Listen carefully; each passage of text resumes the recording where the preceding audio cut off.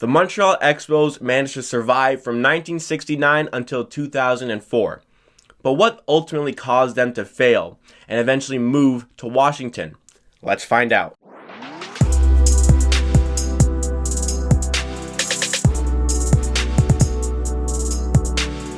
What's up, everybody? Jacob Guerrero here with Amateur Hour Sports, where we give you raw and unfiltered sporting content Monday, Wednesday, Friday, and Saturday. So if it is your first time here with me today, make sure you subscribe right now to Amateur Hour Sports to stay up to date with all the future content coming your way very soon. In this episode, I'm going to briefly go over the history of the Montreal Expos and what led to their ultimate failure, where they eventually moved and became the Washington Nationals. The Expos were founded in 1969 and were the first Canadian MLB franchise. They were pretty much in obscurity until about the late 80s, so let's start there. Owner of the Expos, Charles Bronfman, had struggled in the history of the franchise to garner any sort of marketability, and he really struggled to put out a competitive baseball team. Looking for a turnaround in 1989, trying to make a run for the pennant, they made a high-risk trade in acquiring star pitcher Mark Langston on an expiring contract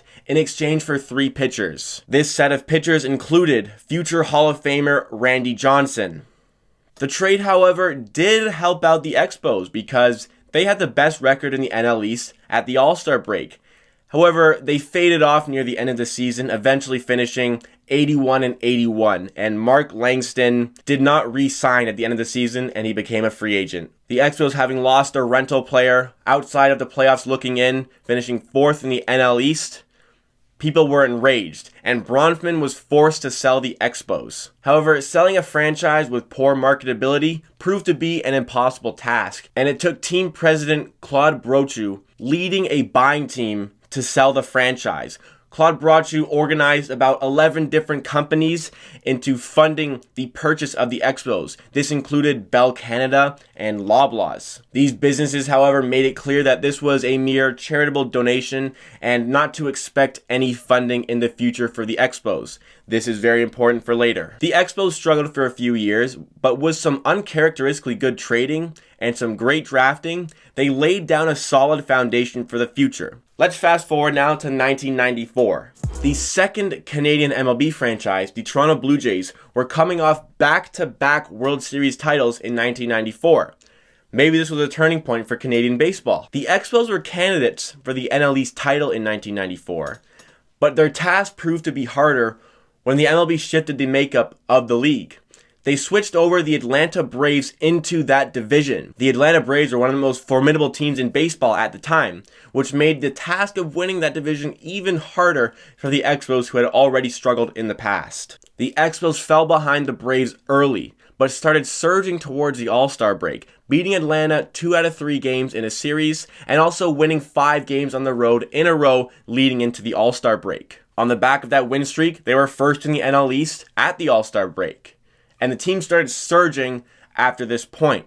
Many of the players consider that the turning point of their season. On August 12th, they were the best team in the MLB. It was a 74-40 record, 6 games up on the Braves, who were 3rd in the MLB, and 4 games up on anybody else. On that fateful August 12th, when the league came to a halt, the Expos were on a 20-win and 3-loss streak. See, the league came to a halt because they started the season without a collective bargaining agreement between teams and players. This meant that the owners could not come to an agreement on how to share revenue between teams. There were many who refused to agree to an agreement unless a salary cap was put in place. However, the MLB Players Association was adamantly against that proposition. Without being able to come to an agreement, the owners attempted to force their wishes upon the players.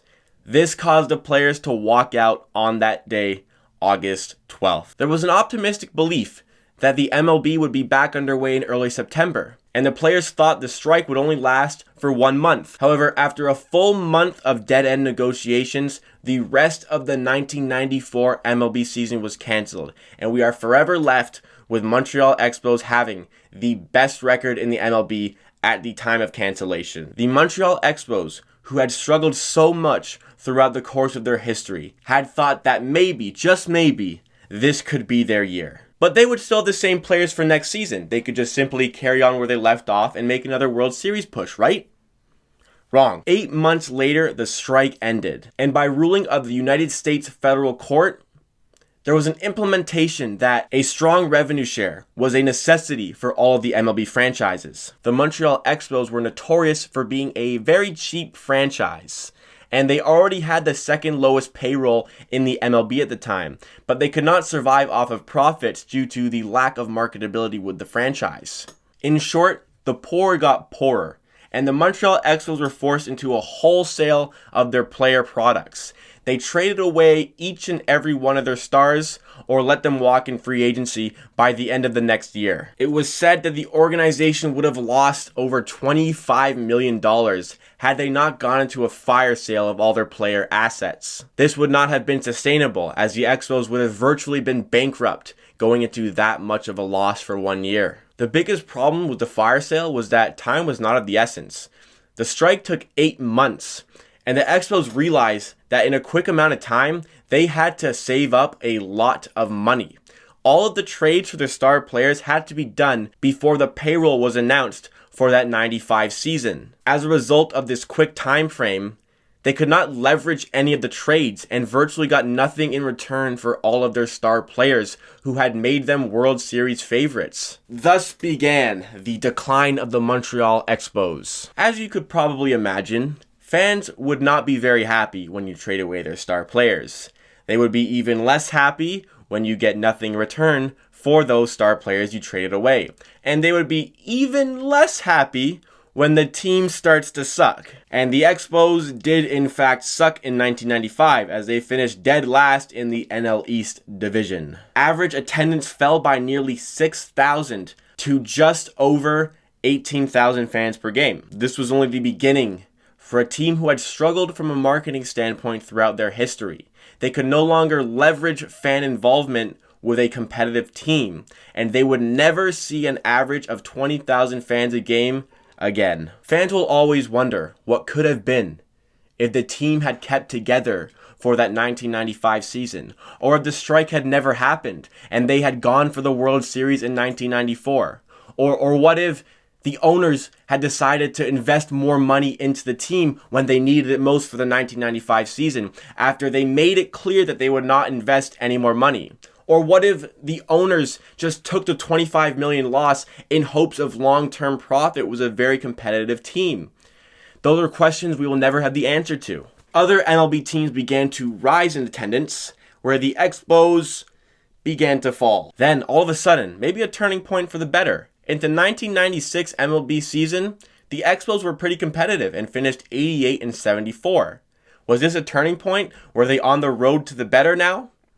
In short, no. They finished with a losing record in the next 5 MLB seasons and were basically the AAA affiliate of every other team in the MLB. So much so that, in fact, when Pedro Martinez won the Cy Young Award, within a week of the announcement that he had won the award, he was traded away to the Boston Red Sox. Fan interest deteriorated year after year as they saw their stars come and leave pretty quickly after arriving. And they would leave for some not so good returns. As I mentioned already, fan interest was very low on the Montreal Expos, especially when they kept fielding a subpar team. And it didn't help how outdated their stadium was, as the Olympic Stadium was built for the 1976 Olympics. It was very old and worn down and even had a beam collapse in 1992, forcing the Expos to play some games away from their home stadium. Free agents let it be known that they had no interest in playing in Montreal as a result of the awful conditions of the Olympic Stadium. Brochu tried to introduce a long-term solution for the Montreal Expos, because this was not a quick fix job. However, this included building a new stadium for the team to play in, one that was nicer, that fans wanted to attend,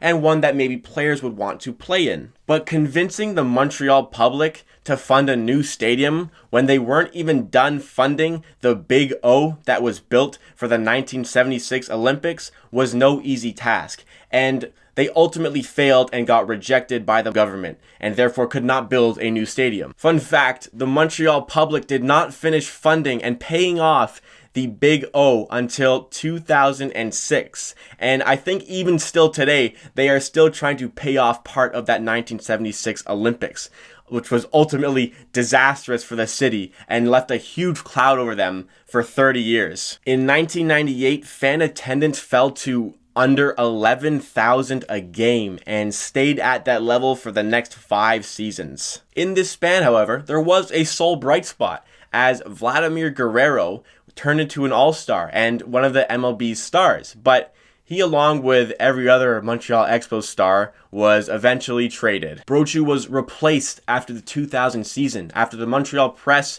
turned against him, and also the fans turned against him after the team had sucked for so long. Jeffrey Loria became the new president of the Montreal Expos, and he was deemed to be the savior of the Montreal franchise. Now remember, this is only 6 years after the Montreal Expos were virtually World Series favorites. Loria went with a new approach.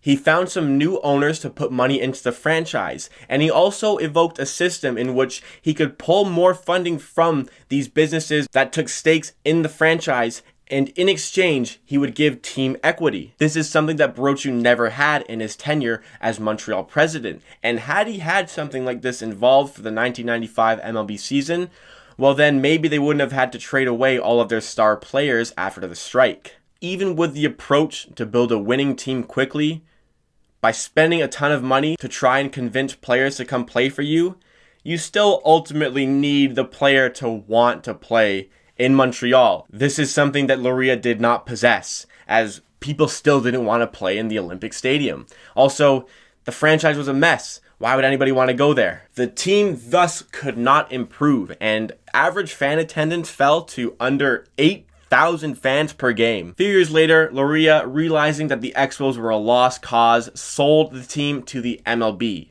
And the league had all the other 29 teams put in funding to become part owners of the Montreal Expos franchise. Off the back of his sale of the team, Loria bought the Florida Marlins and took everything of value that he had at the Montreal Expos franchise with him. This was the final blow in the Expos trying to convince the Quebec government to give them funding for a new stadium. The Quebec public were still paying off the Big O, and therefore the government could not impose more funding for another stadium. With the other 29 teams having part ownership of the Montreal Expos, the Expos were somehow competitive in 2002. They were in playoff contention, but since they were owned by basically every MLB team, they could not leverage any trades at the deadline to help push them forward into a playoff spot. They would eventually fall off late in the season again and miss the playoffs. Attendance again did not improve this season, and it was clear that the MLB wanted to move the Expos out of Montreal. However, there wasn't enough funding to do so at the time. So in a scheme to develop more revenue from the franchise, they played 22 home games in San Juan, Puerto Rico for the 2003 season. Because God knows, nobody in Montreal wanted to show up to an Expos game in Montreal. Somehow, the team was in playoff contention again. But because of the lack of funding coming in to the Montreal Expos, they could again not leverage any trades. And they also didn't even have enough money to call people up from the minors. In fact, they had to send some players down to the minors in order to be able to pay everyone on the roster. They again fell off near the end of the season and ultimately missed the playoffs. 2004 was the final season for them in Montreal, and they sucked again. They finished with a 67-95 record in a season where they played half of their home games in San Juan, Puerto Rico. The MLB announced near the end of that 2004 season that the team would be moved to Washington for the next season. As a result, for their last ever game in Montreal, over 4 times the usual attendance showed up for the game. Over 35,000 people watched the Montreal Expos get trounced 9-1, and that is their last memory. This wasn't their last ever game, however, as they played their last ever game against the New York Mets in New York, where they lost 8-1. A little bit better. A mere 10 years after the strike, some fans were probably still wondering what could have been if the team had kept together, or maybe if the strike had never happened. My take?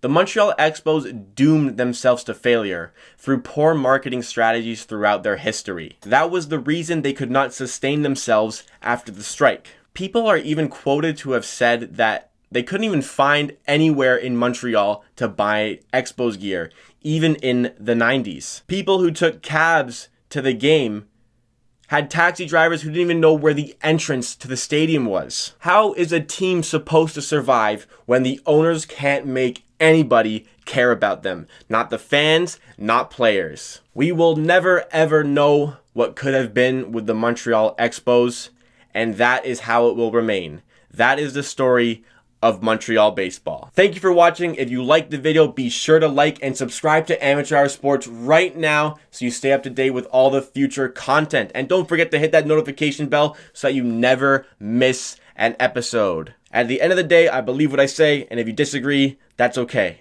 We'll see you again next time.